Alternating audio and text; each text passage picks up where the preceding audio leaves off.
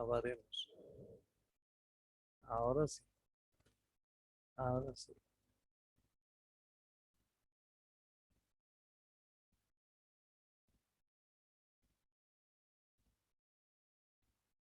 Bien, entonces, los objetivos, definición, busca los factores de riesgo, identificar pacientes con síndrome coronario agudo en su presentación clínica, electrocardiograma y el manejo agudo de la angina inestable, infarto agudo, no Q y Q, con o sin elevación ST, complicaciones y tratamiento.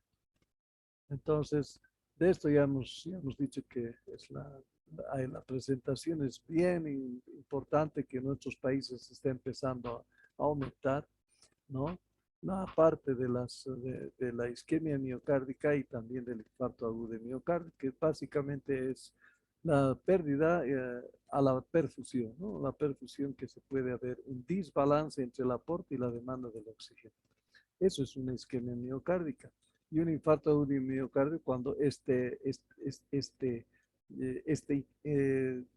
desbalance se hace en forma aguda, en forma brusca, ¿no? En forma brusca. Entonces, vamos viendo la placa, la fisura de la placa, la formación del trombo, el trombo incorporado, para definir un embolismo, una oclusión, evento agudo, o una estabilización que se va con el tiempo a una isquemia crónica.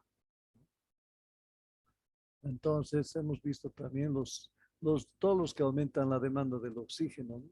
Los no cardíacos, como por ejemplo hipertermia, el hipertiroidismo, la toxicidad simpático-mimética, cocaína, uso de abuso de la cocaína, hipertensión, ansiedad y fístula arteriovenosa. En lo cardíaco, la cardiomiopatía hipertrófica, la estenosis aórtica, la cardiomiopatía dilatada, la taquicardia puede ser ventricular y supraventricular. Ambas me pueden llevar a aumento de demanda del oxígeno, ¿no? ¿No? Entonces vamos a ir viendo rápidamente en la disminución del aporte ya también no cardíaco, la anemia, muy importante que tenemos que descubrir si hay o no hay. La hipoxia por problemas pulmonares, principalmente EPOC o hipertensión pulmonar, o lo que han traído ahora también, ¿no? El síndrome de apnea. Y la toxicidad simpático-mimética de la cocaína, tal como también aumenta la demanda y disminuye el aporte de oxígeno, ¿sí? La hiperviscosidad, como la policitemia, leucemia, trombocitosis y hipergamaglobulinemia. Lo cardíaco, la cardiomiopatía hipertrófica y la estenosis aórtica. Entonces, estas son los que van a provocar o exacerbar la isquemia, ¿no? Lo que nosotros básicamente debemos saber, que los síndromes coronarios se agrupan principalmente es la angina inestable, el infarto no Q y el infarto Q, que debe diferenciarse entre los que tienen elevación ST y los que no la tienen. La elevación del ST evoluciona habitualmente a onda Q. Estos pacientes son candidatos para reperfusión y revascularización urgente. Si podemos, cualquiera de los métodos, clínico o quirúrgico o intervencionista, tenemos que inmediatamente utilizar para cambiar esto, ¿no? La angina inestable y el infarto no Q se agrupan como síndrome coronarios inestables, sin elevación del ST y se manejan médicamente, excepto los de alto riesgo, ¿no? En todos los factores de riesgo que ya hemos reconocido en todas las historias que ustedes han presentado, hay algo siempre de esto, ¿no? Eh, Seguimos con los factores de riesgo. Tenemos nosotros la angina inestable, entonces cuando se presenta un cambio del tipo de angina, ¿no? Una angina de nueva aparición, una angina que aumenta en intensidad, en duración o en frecuencia, ¿no? Cuando la angina estable, hemos dicho que es por causa de un esfuerzo físico que se puede provocar, ¿no? Pero vamos a suponer que es primero a grandes esfuerzos. El paciente ya sabe que correr no debe hacer, pero caminar sí, ¿no? Entonces, subir unas cuantas gradas, un piso, dos pisos, sí, puede hacerlo todavía, pero después eso ya no puede y empieza a aparecer el dolor precordial. Entonces está habiendo un cambio en la intensidad, ¿no? En la intensidad o en la duración. Duraba 20 minutos, luego ya dura 30, luego dura 40 y luego lógicamente tiene que ir ¿no? a la asistencia, ¿no? La frecuencia con que se presenta también, ¿no? Muchas veces es directamente una angina de reposo de primera presentación.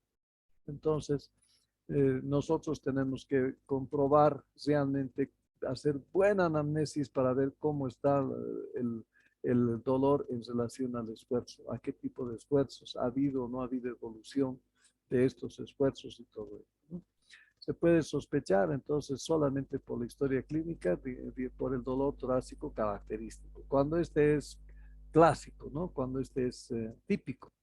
Pero lamentablemente hay los atípicos, ¿no? Hay la presentación atípica.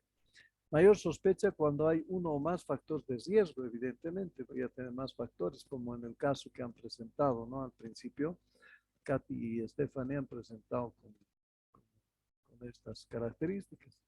Al examen físico, paciente ansioso y con disconfort, hipertensión o taquicárdica, movimiento disquinético del ápex, S4 de nueva aparición, ¿no? Regurgitación mitral o de secundaria disfunción isquémica de los músculos papilares. En el infarto, para el diagnóstico de infarto, el síntoma clásico, dolor intenso, opresivo, irradiado al brazo izquierdo. Otros síntomas, pesadez o quemazón en el pecho, que es parecido a este dolor opresivo que presenta el paciente, ¿no? Irradiado maxilar, cuello, hombro, espalda, brazos, náuseas, vómitos, sudoración, disnea. Los síntomas pueden ser leves o insidiosos, dependiendo, ¿no? Al examen físico vamos a encontrar a veces taquicardia, también podemos encontrar bradicardia, es decir, cuando ya el corazoncito ya no está pudiendo latir, y esto que se está queriendo defender, ¿no? Extrasistolias, S3, S4, ¿no? Soplo de regurgitación mitral, crepitantes, hipertensión, hipotensión, palidez o disconfort. Y el electrocardiograma, los electrocardiogramas realizados en ausencia de dolor en pacientes con angina de pecho y sin historia de infarto agudo de miocardio son normales en el 50% de los casos. Es mucho más rentable que nosotros busquemos el momento de hacer un electro justamente en el momento del dolor. Eso te da mucho más cercano al diagnóstico, ¿no? La aparición de ST horizontal o deprimido es altamente sugestivo de isquemia miocárdica. Sí se presenta inversión de la onda T, pero es mucho más inespecífica. La definición de localización, extensión y pronóstico. La elevación del ST diagnostica oclusión coronaria de la elevación. La onda Q no significa infarto completo, está en evolución a ser completo. Depresión ST o inversión de la onda T no significativa, oclusión coronaria total, ¿no? Elevación de un S3, de un ST en B4R, es decir, lado derecho, right, entonces es un infarto de miocardio ventrículo derecho, ¿no? La valoración mayor a 24 horas en caso de un electro no diagnóstico. Entonces tenemos que siempre no dejarlo así, sino valorarlo al paciente que está con esa posibilidad. Diferenciar la repolarización precoz, que básicamente se va a dar en 1 y 2. Esto también nos puede llevar a diagnósticos errados. Entonces, cuando estamos analizando la isquemia, tenemos que ver los cambios de la onda T.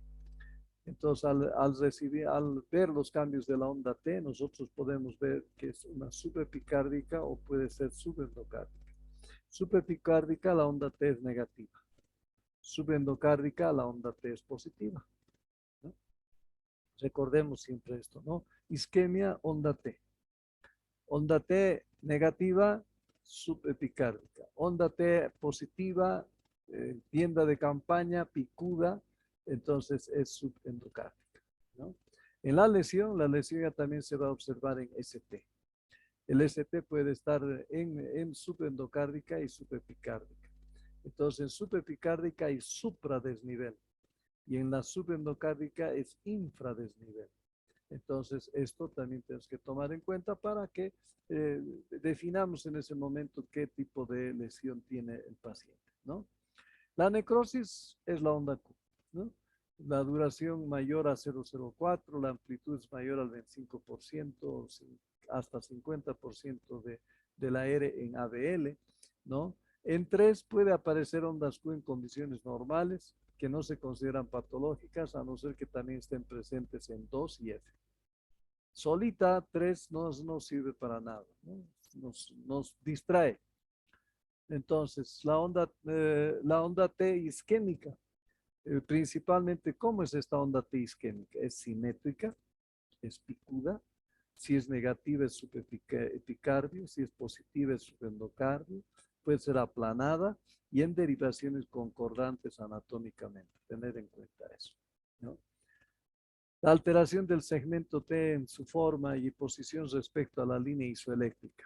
Entonces, descenso de más de 1 milímetro o elevación de más de 1 milímetro puede estar rectificado, es decir, rectito, ¿no? Y también puede estar con ondas T patológicas, ¿no?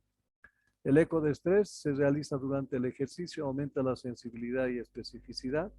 Además, el test de ejercicio permite la cuantificación en su tolerancia sobre la frecuencia cardíaca, la tensión arterial y otros síntomas, ¿no? La aparición de CT horizontal o de presión de 1 milímetro o más durante el ejercicio tiene una sensibilidad del 70 y una especificidad del 90% para la enfermedad coronaria. Muy importante el eco de estrés. Estos criterios tienen menos fiabilidad en las mujeres, la presencia del bloqueo de rama, hipertrofia ventricular izquierdo o el empleo de digital.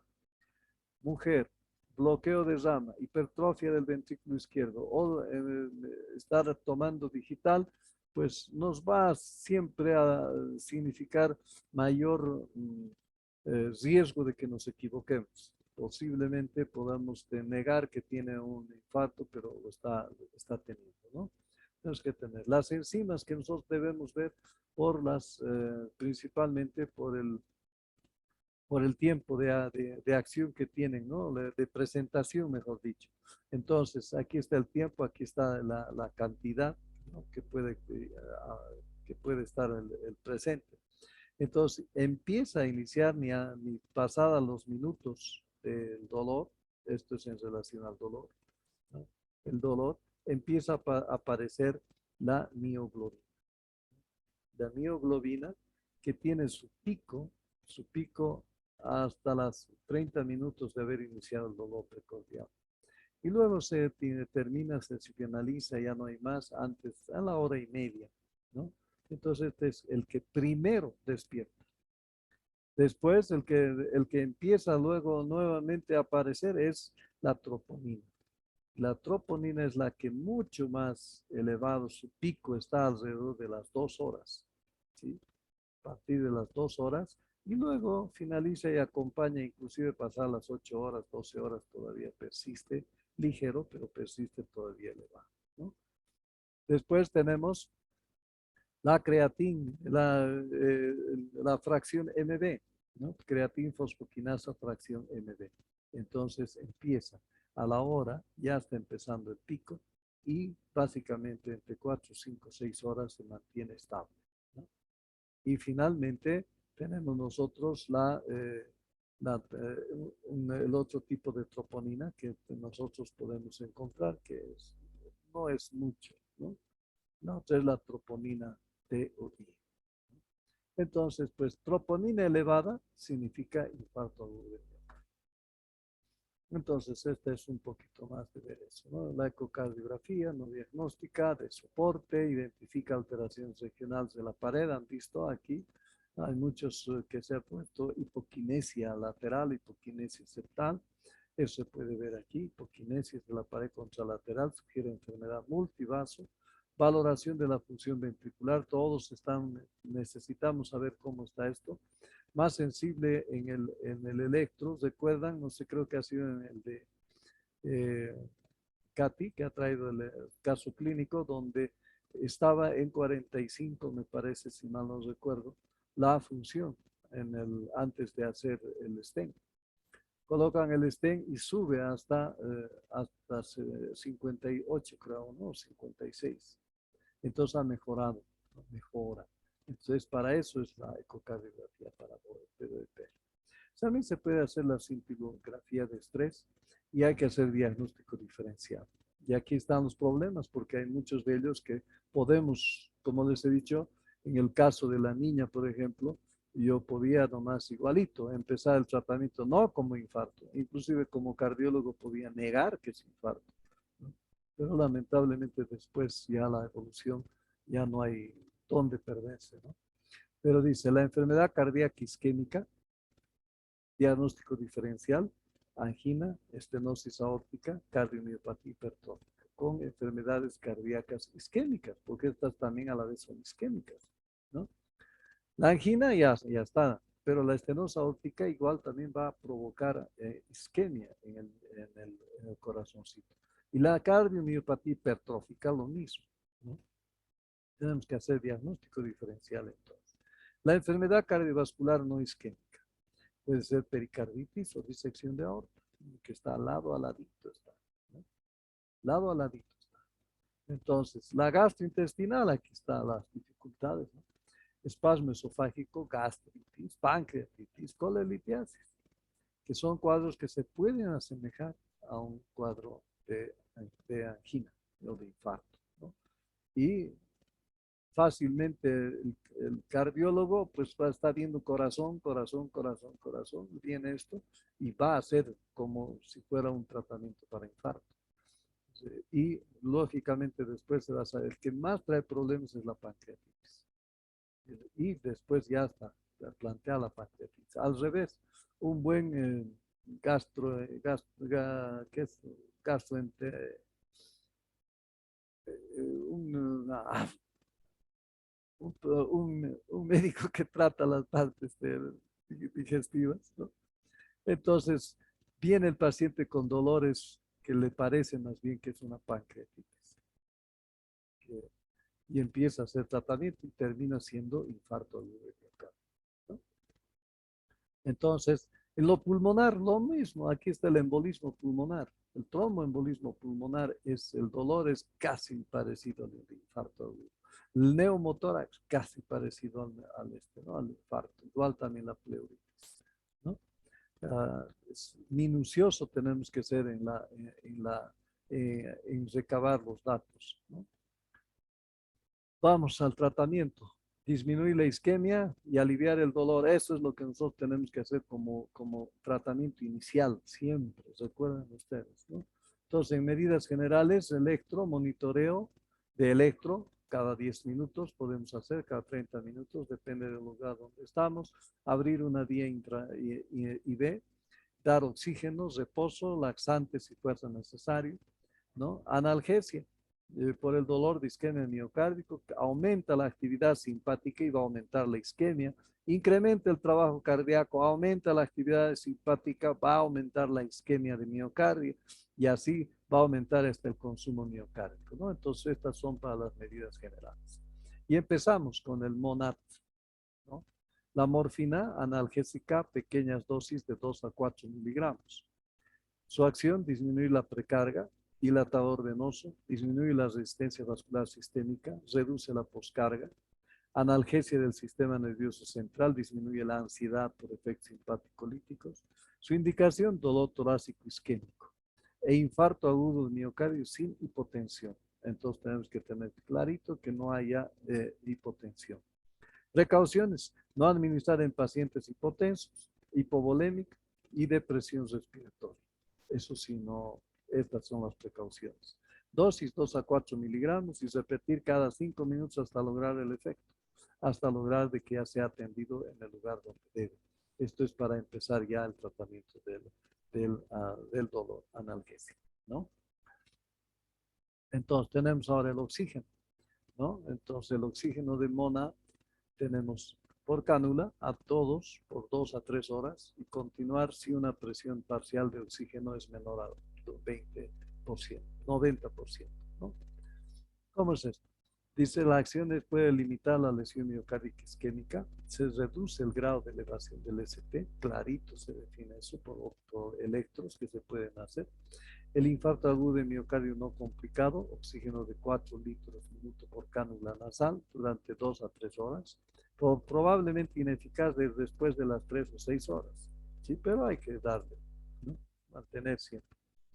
En el complicado, continuar tratamiento hasta que el paciente se estabilice o corrija la hipoxia. Oxígeno, 4 litros minuto por cánula nasal hasta estar según necesidad. Entonces ese es el oxígeno, ¿no? Por cánula. Tenemos ahora la nitroglicerina. En todos los casos que han mostrado ustedes como caso clínico, han utilizado esta droga, ¿no? Sublingual, a menos que la tensión arterial sistólica sea de menos de 90 o la frecuencia cardíaca esté menos de 50 o mayor a 100, ¿no? Se debe utilizar endovenoso 2 a 5, que es 0,5 a 5 microgramos, kilogramo minuto, ¿no? ¿Cómo está todo esto? Entonces, la nitroglicerina es un vasodilatador, relaja el músculo liso y vascular en venas arteriales y arteriolas, ¿no? Las indicaciones antianginoso inicial, si se sospecha de dolor isquémico, durante las primeras 24 a 48 horas en pacientes con infarto agudo, insuficiencia cardíaca, infarto extenso de la pared anterior, isquemia persistente o recurrente o hipertensión. Uso continuo más de 48 horas en anginas recurrente o congestión pulmonar persistente. Contraindicaciones: presión arterial sistólica menor a 90, bradicardia o taquicardia graves, infarto del ventrículo derecho y sildenafilo en las últimas 24 horas. Es decir, si ha utilizado sildenafilo en las últimas 24 horas, no debemos utilizar la nitroglicerina. La dosis es en bolo, 12,5 a 25 microgramos, infusión de 10 a 20 microgramos por minuto.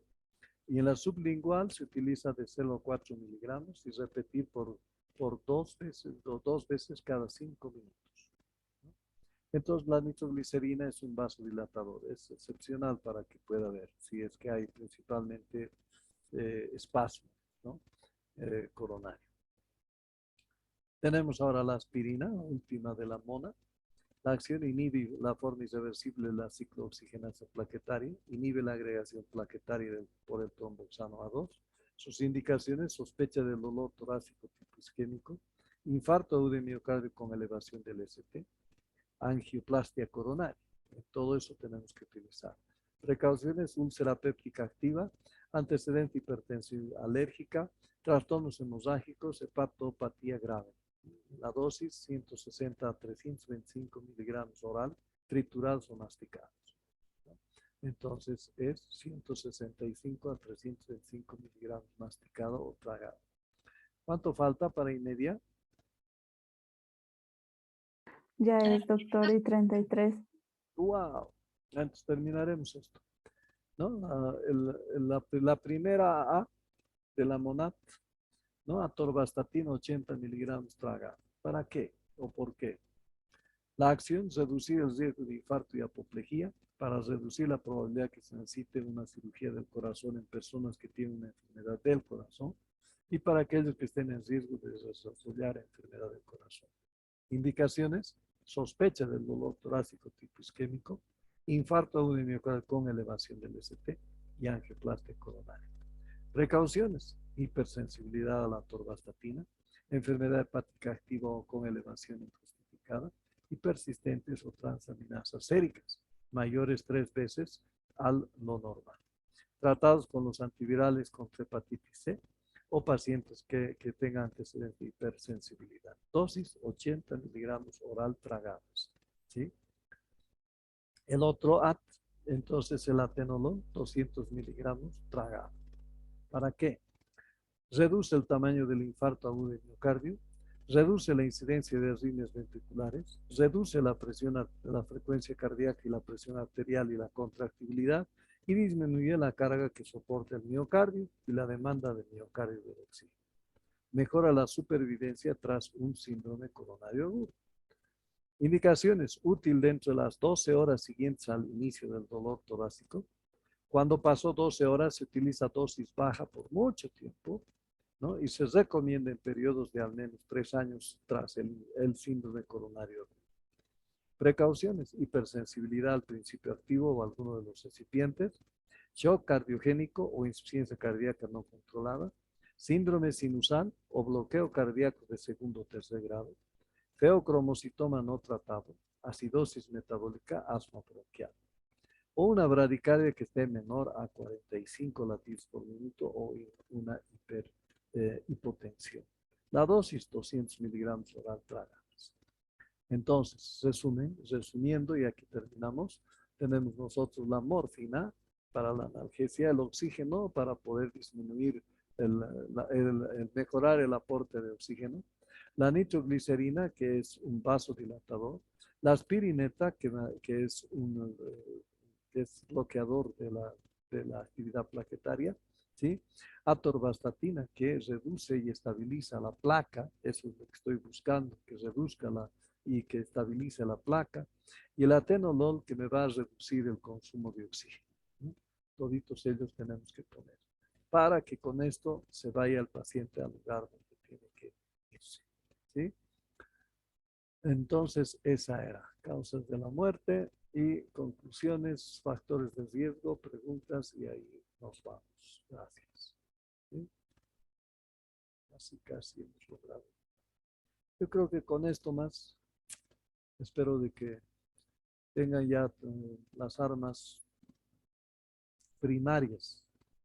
Paulatinamente van a ir adjuntando seguramente en su vademecum otros diferentes tipos de medicamentos que también pueden ser útiles.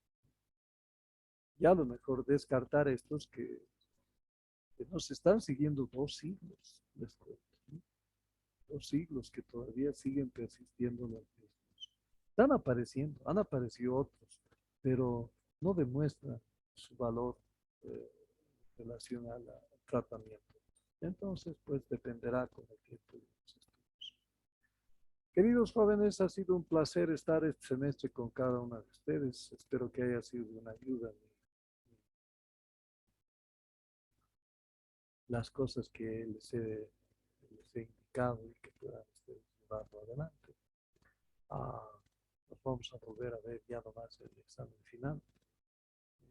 Bueno, yo creo que ahí 50% tiene que aprobar, el 50% se dividirá en el 2T, en el exmesa.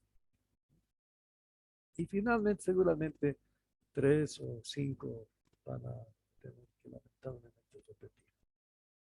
Esperemos que no estén en ese grupo y que puedan salir adelante. ¿Ya? Cualquier cosa, estoy a su disposición, que pueda yo servirles, con todo gusto y agrado voy a responder. Posiblemente por decir, si me llaman, y en la mañana o en la tarde yo estoy con pacientes, en ese momento no voy a poderles contestar. Pero de seguro que inmediatamente me libere, la primera llamada va a ser devolver la llamada que recibí. Así que no se preocupen por contestar. ¿Ya? Ahora, si ven conveniente que yo pueda ayudarles, ahora, si no ven, entonces busquen a quien pueda ayudar y pueda en ese momento darles una mano. ¿Ok? Listo. Nos Muchas vamos gracias. viendo. ¿Sí? Gracias, doctor. Cuídese. Que tengan un buen fin de semana. Y gracias. Gracias. Chao, chao. Gracias a Igual, usted, doctor. doctor. Hasta luego. Hasta luego. Chao, chao. Hasta luego. Chao, Alberto.